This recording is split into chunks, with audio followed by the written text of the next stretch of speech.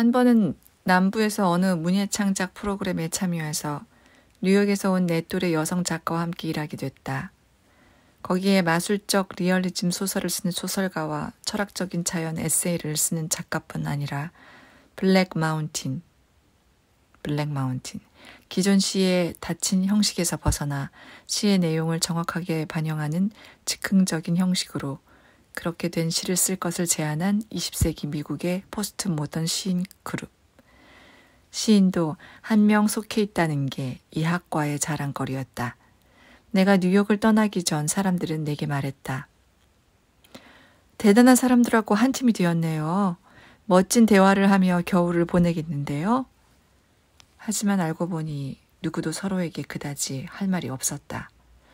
뉴욕에서 온 여성 작가는 독실한 종교인이었고 마술적 리얼리즘 작품을 쓰는 소설가는 알코올의 존증 환자였으며 시인은 페미니즘에 극단적으로 사로잡혀 있었고 자연 에세이 작가는 사회적인 교류를 지독히도 싫어했다.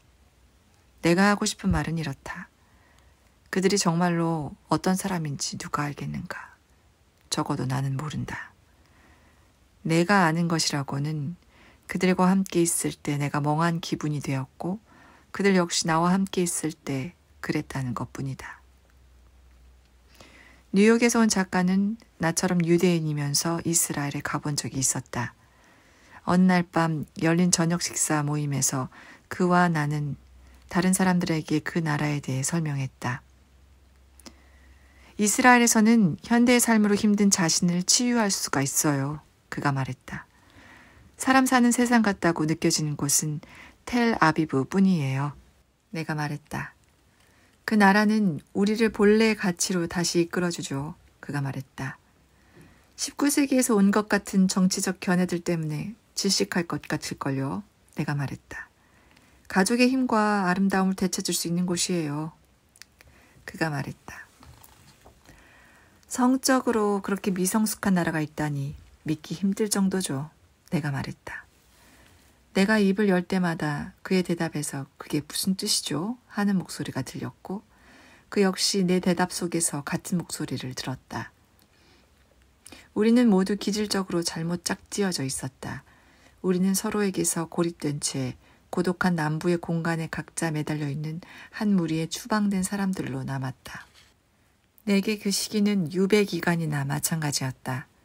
그건 내가 사람들과 연결되지 못해서가 아니라 사람들과 연결되지 못하는 상태에 대해 말할 수 없었기 때문이다.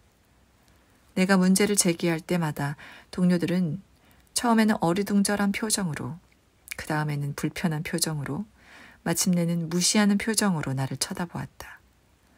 나는 별것 아닌 일을 갖고 유난을 떤다는 말을 들었다. 그렇게까지 남들하고 친해지고 싶어하는 사람이 누가 있다고 그래요. 마술적 리얼리즘 소설가가 말했다. 혼자 있을 수 있다는 건 다행스러운 일인데요. 에세이 작가가 말했다. 무슨 말씀 하시는 건지 모르겠어요. 시인이 말했다. 가르치는 일을 드문드문 해온 지 이제 10년이 넘었다. 나는 다른 지역으로 나갔다가 돌아오고 다시 나갔다가 또 돌아온다. 나는 오랫동안 뉴욕을 떠나 있을 수 없어서 내가 맡은 일들은 대부분 3개월이나 4개월 정도면 끝났지만 그 4개월에는 내가 전에 상상했던 것보다 더 많은 시간이 들어가 있다. 대학에서는 주말 휴가 같은 시간이 3년씩 이어진다는 얘기가 아니다. 따지고 보면 그런 일은 어디서든 일어날 수 있다. 뉴욕에서도 제대로 우울한 날이면 언제든 몰아치던 삶의 속도는 어렵지 않게 늦춰진다. 꿈속을 헤매는 목류병 환자의 속도로 떨어지기도 한다. 하지만 어째선지 뉴욕에서는 하루를 얼마나 녹초가 되어 보내든 간에 시간이 여전히 현실감 있게 느껴진다. 고립이라는 개념의 한계가 정해진다. 누군가와 사랑을 나누고 있지는 않더라도 내가 호흡하는 공기 속에 격렬한 감정이 가득하다. 내가 정치활동을 하고 있지는 않지만 이건 사실이다. 매일의 대화 속에 정치가 담겨 있다. 내 욕망이 강렬하지 않지만 욕망은 분명히 도시에서 통용되는 화폐다.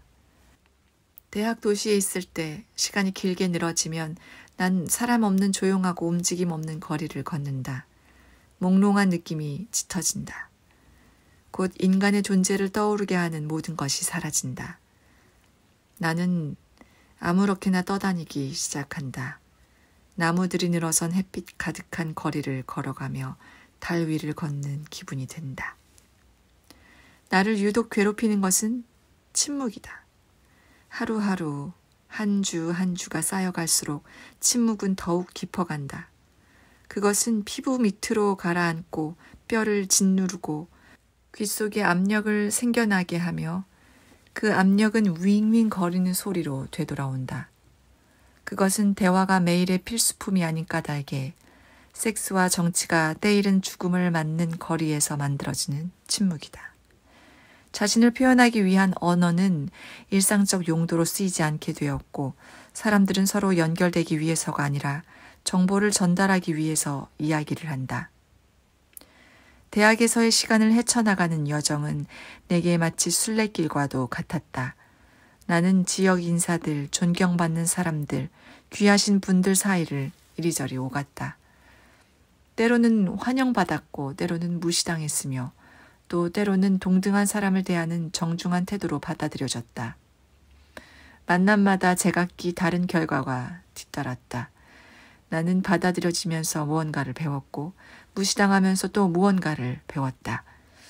하지만 필연적으로 어떤 경우든 나는 매일의 대화가 굴러떨어지는 텅 빈 공간에 열렬한 수다를 둘러싼 그 윙윙거리는 침묵에 충격을 받는다. 내가 학교에서 알게 된 것이 있다면 그 침묵의 역사다.